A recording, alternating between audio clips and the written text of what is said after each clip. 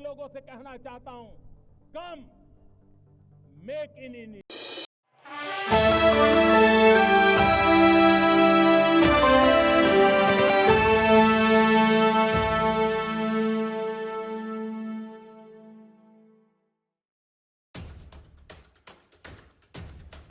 Hamas और Israel युद्ध में 1.5 महीने से ज्यादा वक्त का गुजर जाने के बाद दोनों पक्ष युद्ध विराम के लिए राजी हो गए हैं। इस कड़ी में बुधवार को इजरायली प्रधानमंत्री बेंजामिन नेतन्याहू के नेतृत्व में केंद्रीय मंत्रिमंडल ने हमास के साथ संघर्ष विराम करने के प्रस्ताव को स्वीकृति दे दी।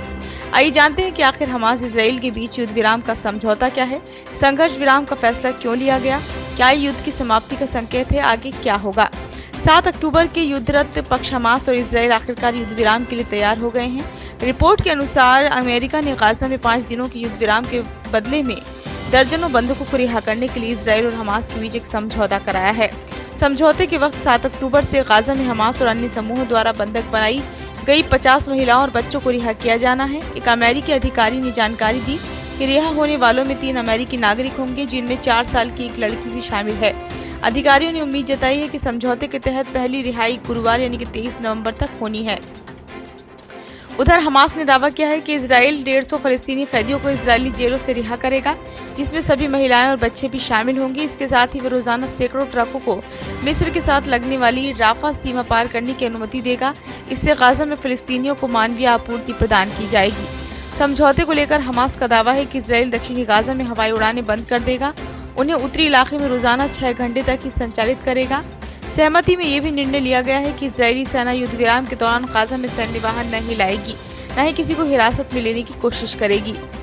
इस बीच नेतन्याहू सरकार ने कहा कि प्रत्येक 10 अतिरिक्त बंधकों की रिहाई के लिए युद्ध विराम को 1 दिन के लिए बढ़ाया जाएगा। 7 अक्टूबर को हमास ने अचानक हमला कर 200 से ज्यादा इजरायली समेत कई देशों के नागरिकों को बंधक बना लिया था। हालांकि 1.5 महीने के बाद भी इन बंधकों की रिहाई न होने के बाद उनके परिजन विरोध प्रदर्शन के लिए सड़क पर उतर आए हैं।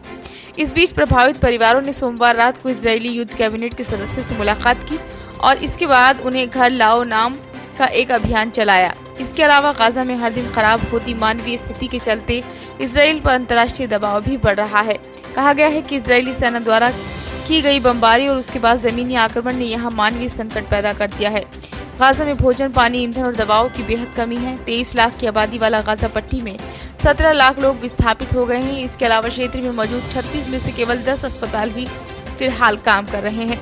जानकारों का मानना है कि हमास फिर से संगठित होने के लिए किसी भी युद्ध विराम का इस्तेमाल करना चाहता है। कहा गया है कि हमास धीरे धीरे इजराइल की जेलों में बंद और अधिक कैदियों को रिहा करने की मांग करके युद्ध विराम बढ़ाने की कोशिश कर सकता है।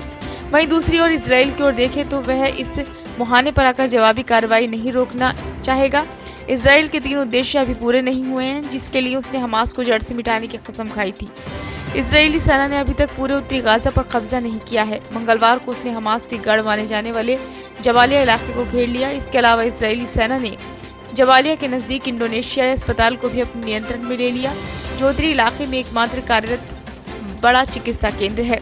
इसके साथ ही इजरायली सेना का ध्यान गाजा के दक्षिण और विशेष रूप से खान यूनिस शहर पर भी है। IDF का मानना है कि हमास का नेतृत्व खान यूनिस शहर पर मौजूद है और बाकी बंधकों को भी यहीं रखा जा सकता है।